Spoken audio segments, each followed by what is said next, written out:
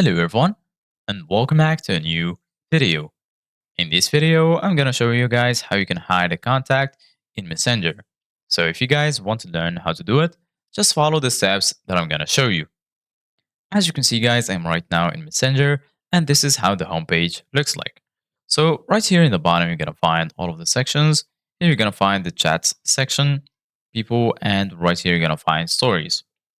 So right now, I'm going to go back to the chats section. Right here in the chat section, you're going to find all of the conversations you have. And right here in the top, you're going to find your notes and also your friends' notes. So basically, guys, if you want to hide a contact in Messenger, just go ahead and hold click on them. Then you're going to find the option to view their profile, share contact, and also hide contact. Go ahead and click on hide contact.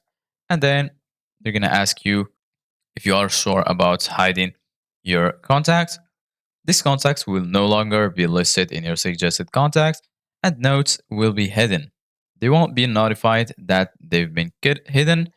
They can be unhidden anytime in privacy settings.